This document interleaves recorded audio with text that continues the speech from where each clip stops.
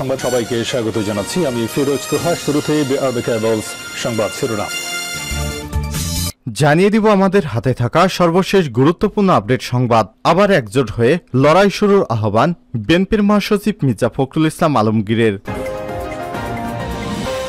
এরপর জানিয়ে দিব বেনজিরের সেই রিসোর্টের নিয়ন্ত্রণ নিল প্রশাসন। পুলিশের সাবেক মহাপরিদর্শক আইজিপি বেনজির আহমেদ এবং তার পরিবারের সদস্যদের নামে গোপালগঞ্জের Savanna eco resort and natural পার্কে রিসিভার নিয়োগ করে নিয়ন্ত্রণ নিয়েছে গোপালগঞ্জ জেলা প্রশাসক।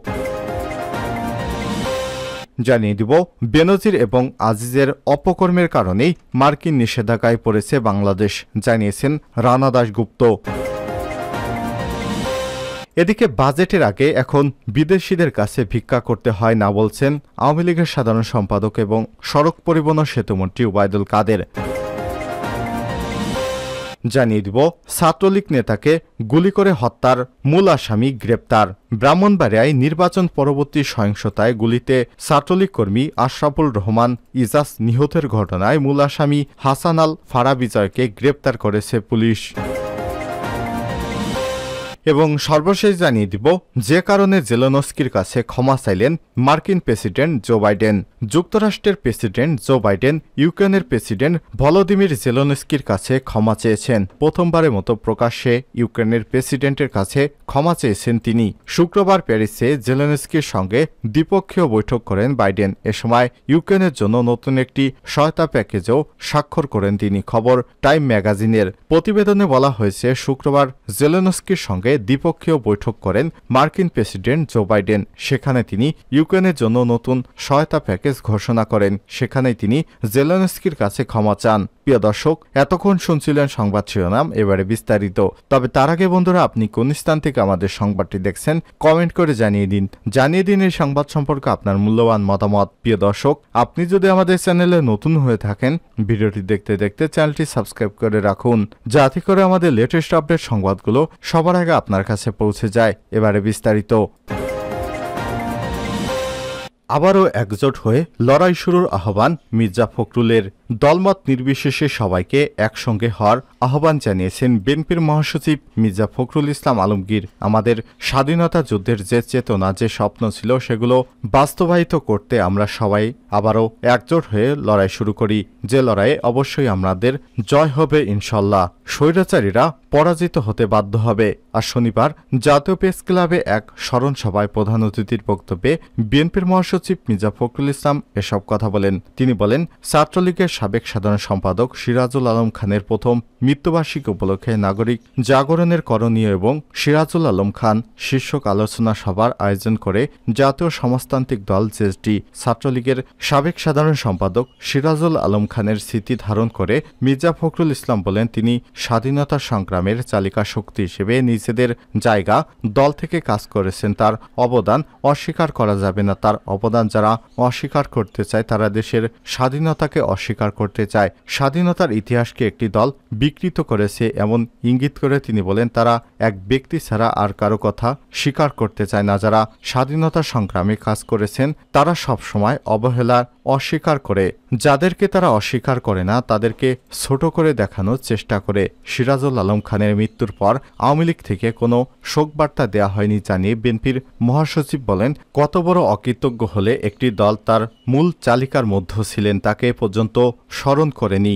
শুধু সিরাজুল আলম খানই নন, একই কারণে তারা জিয়াউর রহমানকেও সহ্য করতে পারে না, যারা প্রত্যেকে স্বাধীনতার সংগ্রামে কাজ করেছেন। আজকের এই 53 বছরে তাদের অস্বীকার করাটা অকৃতজ্ঞতা ছাড়া আর কিছুই নয়। এটি আওয়ামী লীগ সরকার দ্বারাই সম্ভব। আজকে সবাই দেশের ভয়াবহ অবস্থা থেকে মুক্তি চায় জানিয়ে বিএনপির মহাসচিব বলেন, সবাই মিলে আমরা একসঙ্গে কাজ করছি। বাংলাদেশ একটি ভয়ঙ্কর সংকটে ভূপাতিত হয়েছে। এদেশের অস্তিত্ব আজ প্রশ্নের সম্মুখীন হয়েছে। এমন একটা গোষ্ঠী জোর করে ক্ষমতায় বসে আছে, যারা দেশের সকল প্রতিষ্ঠান ধ্বংস করেছে।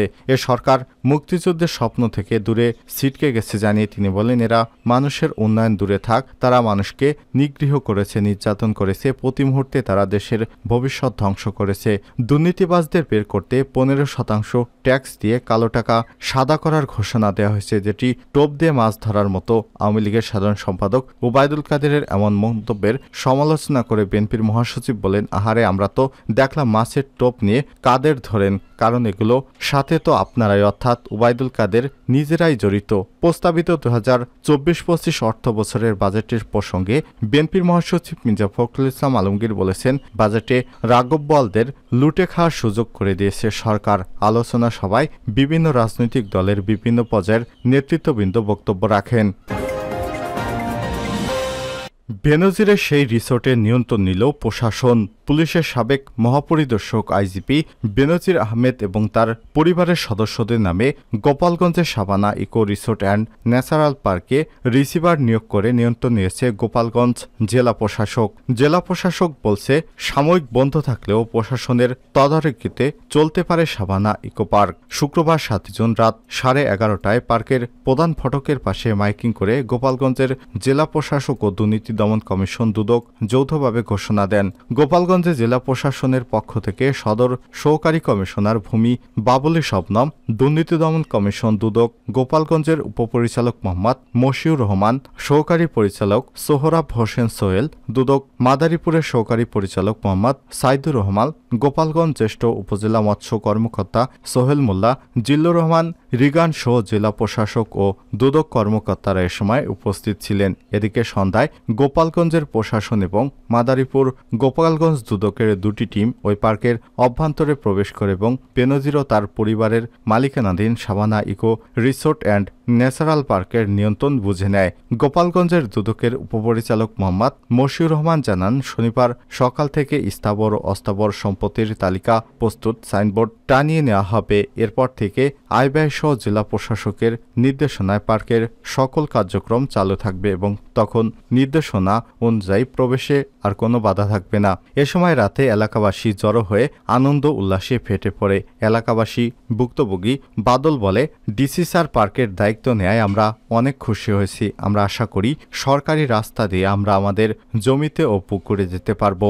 উল্লেখ্য, 2015 সালের থেকে 2020 সালে র্যাবের মহাপরিচালক ও 2020 সাল থেকে 2022 পর্যন্ত আইজিপি থাকাকালীন সময়ে বেনজির আহমেদ গোপালগঞ্জ সদর উপজেলার শাহপুর ইউনিয়নের বৈরাগীটোল গ্রামে 621 দুর্নীতি দমন কমিশনের তথ্য অনুযায়ী বিঘা জমির উপর গড়ে তোলেন Savanna eco resort and natural park. সেই পার্কের এখন দায়িত্ব চলে গেল সরকারের হাতে।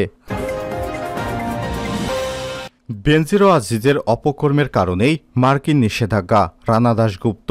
হিন্দু বৌদ্ধ খ্রিস্টান ঐক্য পরিষদের সাধারণ সম্পাদক রানা দাশগুপ্ত বলেছেন, র্যাবের মহাপরিচালক এবং পুলিশের মহাপরিদর্শক হিসেবে বেনজির আহমেদ যে অন্যায়টা করেছেন সেটা শুধু সরকারের ভাবমূর্তিকেই ক্ষুণ্ণ করেনি, গোটা রাষ্ট্রেরই ভাবমূর্তিকে ক্ষুণ্ণ করেছে। তাদের যে অপকর্মের কারণে আজকে মার্কিন যুক্তরাষ্ট্রের যে নিষেধাজ্ঞা, এই নিষেধাজ্ঞাগুলো আজকে আমাদের মনে হয় এদের অর্থাৎ বেনজির ও আজিজের কারণেই হয়েছে।